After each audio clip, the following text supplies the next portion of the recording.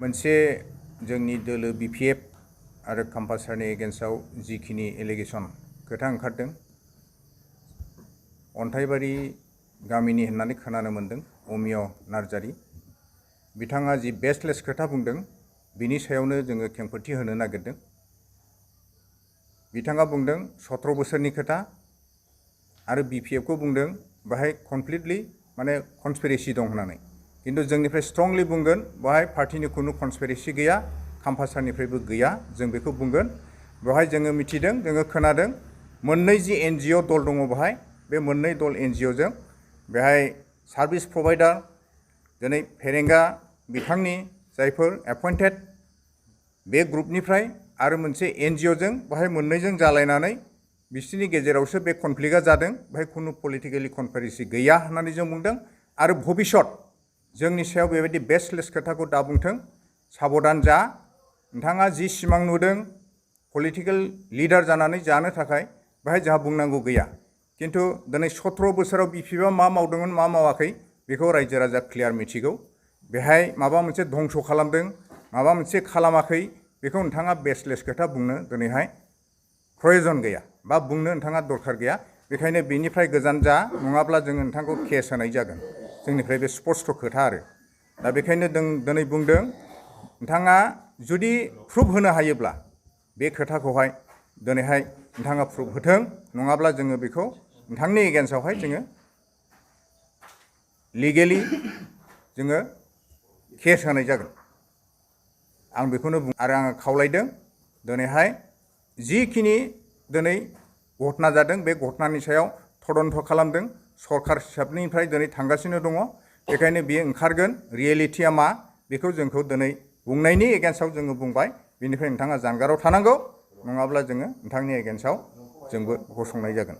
बिथाङा बुंबावदों जे थांनाय 17 बोसोर जेब्ला काम्पासारआ डेपुटि चिफआव दंमोन बे समावनो बे चिरां रेफारि जाबा बायखाजोब्बायमोन होननानै बिथाङा बुंदों।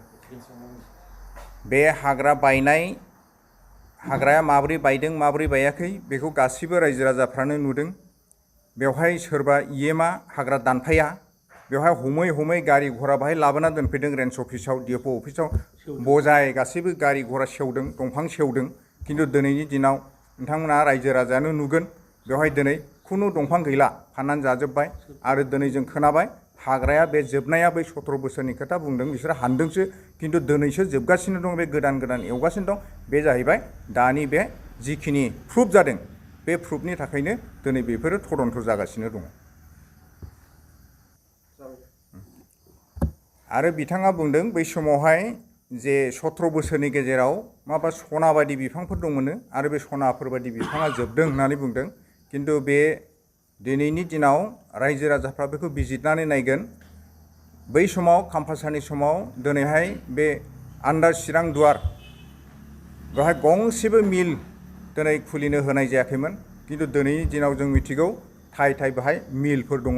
बेखायनो बेनो फोरमान जे बिनि थाखायनो दिनै हाग्राया जोबलांनायनि लामायाव दङ। किन्तु बै समाव गंसेबो मिल गैयामोन बे ओनसोलाव, बेयो एकदम रोखा। बेखौ नोंथांमोना बिजिरनानै रायजो राजाफ्रानो नायनो हागोन। आरो बेखौ आं ओंखायनो बुंदों रायजो राजाफ्रानो दिनै मेगनजों नुदों बबे समाव मा जादों आरो मा मावदों, बे गासैबो रायजोफ्रासो बिजिरनानै नायगोन। आथिखालाव सोलिनाय बे दंफां फालांगि जे दावराव जागासिनो दं बेखौ सरकारा माबायदि इनिसिएटिभ लाजागोन? बेखौ जोंनिफ्राय जोङो स्ट्रंलि खावलायगोन। गोदो जेरैहाय स्ट्रंलि बेखौ प्रटेक्सन होबोदों, दानि सरकाराबो बेखौ स्ट्रंलि प्रटेक्सन होनांगौ, जोङो बेखौनो बुंगोन। आरो बेहाय कनसिडार जानो मोना, जिहेतु दाख्लैसो बे दंफांनि केसाव मानसि गावथारनाय जोङो नुदों। दिनै मानो बेवहाय बे साइडजों जोंनि चिरां दुवारनि आन्दाराव दिनै बे खामानिया मानो सोलिबाय थादों, बे आंनिफ्राय कुइसन दङ। बेखायनो बन्दब्ला गासैबो बन्द जानांगौ। बेखौनो आङो स्ट्रंलि खावलायदों जे बेबायदि माखासे सिङाव कनस्पिरेसि खामानि मावनायखौ जों नुनो मोन्दों, जाहाथे बेयो टटेलि स्टप जायो आरो बेखौ सरकारा टटेलि स्टप खालामनांगौ होननानै आंनिफ्राय बेखौनो खावलायदों। मोनफ्रोमबो जा प्रेसमेन्टनि बिथांमोनखौ आंनि गोसो गोरबोनिफ्राय बरायनाय थाबाय। दा दिनै मोनाबिलि समाव जोंनि प्रेसमिट लानायनि उद्देश्यआनो जाहैबाय थांनाय 1 तारिख नभेम्बरनि मोनाबिलि समाव जाय एनजिअ मोननै बिथांमोनहा गावजों गाव जाज्लायदोंमोन। दा बेखौ लानानै जोंहा बेंटल अन्थाइबारि गामिनि अमिय नार्जारि बिथां जों बेखौ सिनायफेरामोन जों दिनै प्रथम नुदों खिन्थु बिनि इलेक्सन लाबोनायनि सायाव जों फंनैसो दिनै बुंनो रेडि जादों बिनि इलेक्सन लाबोनाया ओरैबायदि दुखुनांथाव जे जोंनि बिपिएफ पार्टिखौ बिथाङा मानो इनभल्भ दं होननानै बुंखो आरो खाम्फासानि पलिटिकेल कनफिडेन्सि दं होननानै मानो बुंनो बिथाङा बबेनिफ्राय साहस मोनखो जों दिनै बुंनो सानदों बिथांखौ बिथाङा उननि गावनि लाइफनि थाखाय बियो माबा मोनसे सिमां नुदों जे जोंनि जिखिनि सिन्था धारना बे लिडारनि मोनसे सिन्था धारना खालामदों दा बिथाङा जुदि लिडारनि मोनसे सिमां नुदोंब्ला बिथाङा मोजाङै सालायलांबाय थाथों मोजाङै सोलिथों खिन्थु सोरखौबा पलिटिकेलि कनफिडेन्सि दं होननानै सोरबा बिपिएफखौ खाम्फासखौ फानदायनाया बे थिग जायाखै आरो जों दिनै बुंगोन बिथाङा दिनै बिपिएफखौ फानदायनायाव